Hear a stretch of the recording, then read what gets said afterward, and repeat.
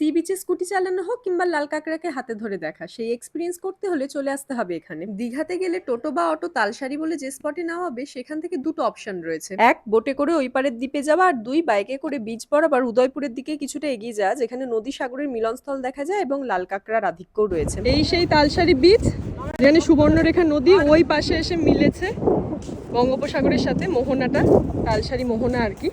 আর তালসারি নামের সাথে তো এখন সম্প্রতিকালের রাহুল ব্যানার্জির যে দুর্ঘটনা জড়িত আছে, সেটা সবসময় এখানে আসলে সব বাঙালির মনে পড়বেই। ওনারা ঠিক বুঝতে পারেন কোথায় কাঁকড়া রয়েছে, বেশ কিছুটা গভীর থেকে এই কাঁকড়াটা পাওয়া গেছে বালি খুঁড়ে। সেরেছে রে, বিয়ার গ্রিলস নাকি? Bear Grylls. এইভাবে ধরতে বলছে, কিন্তু একজন ধরে আছে ঠিক আছে, কিন্তু অন্য হাতে ট্রান্সফার করতেই ভয়। ধরতে পারবো মামা? হ্যাঁ, ও আচ্ছা, পিছের দিকটা ধরলে কিছু করছে না। ঠিক আছে, অনেকক্ষণ হয়েছে ওকে নিয়ে নাড়াঘাটা করা, এবার ওকে ছেড়েই দেওয়া যায়। গর্তে নামিয়ে দিই।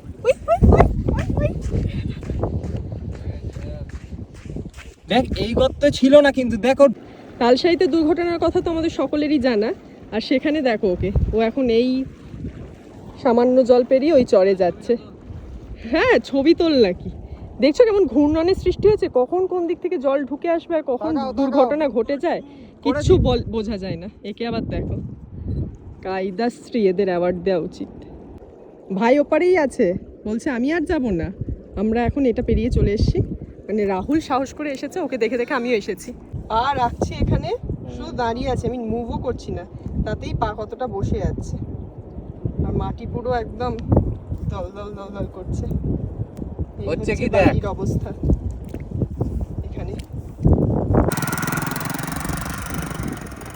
একটা বাইক বা স্কুটিতে ম্যাক্সিমাম দুজনকে ওরা অ্যালাউ করে, কিন্তু পার বাইক বা স্কুটির জন্য তোমাকে 100 রুপিস পে করতে হবে যাওয়া আসা নিয়ে। আর ওনাদের রিকোয়েস্ট করে কিছুটা এভাবে নিজেরাও চালিয়ে দেখে নিতে পারো, ঠিক আমাদের মতন। যা আসার সময় ওনারাই নিয়ে যাবেন, আবার গাইড করে ফিরিয়েও নিয়ে আসবেন। এইবার তালসারি ঘুরে আমরা এগিয়ে যাব সামনে উদয়পুরের দিকে। ক্রাউডেড উদয়পুর বিচ, কিছুই দেখার নেই। তালসারি থেকে এদিকটা এসে ওই যে এখানে সমুদ্রটা আরো বেশি কাছে লাগে, ওদিকটা সুবর্ণরেখা নদীটা বেশি কাছে লাগে। কালকে আমাদের ফেরা হচ্ছে কালো সোনাতে, তো এখন ওরা জিজ্ঞাসাবাদ করতে গেছে যে নিউ দীঘায় কখন দাঁড়াবে, কতক্ষণ দাঁড়াবে কি না। আমরা তাজপুর শঙ্করপুরের সাইডটাতে যাইনি, তাতেই 10টায় বেরিয়ে 4টে বেজে গেল ফিরে লাঞ্চ করতে। নিউ দীঘার বাস স্টপ পয়েন্টেই রয়েছে হোটেল অম্বালিকা, সেখানে খাবার দাবার যথেষ্ট সুস্বাদু, ভেজ থালি আর চিকেন বিরিয়ানি। এই ছিল আজকের আমাদের অর্ডার। জলদি খাওয়া দাওয়া সেরে হোটেলে গিয়েই চেঞ্জ করে বেরোতে হবে আবার সমুদ্রে ঝাঁপাবার জন্য। লাস্ট ডে বলে কথা, পরের মিনি ব্লগে ফিরছি জগন্নাথ মন্দিরের গল্প নিয়ে। Stay tuned.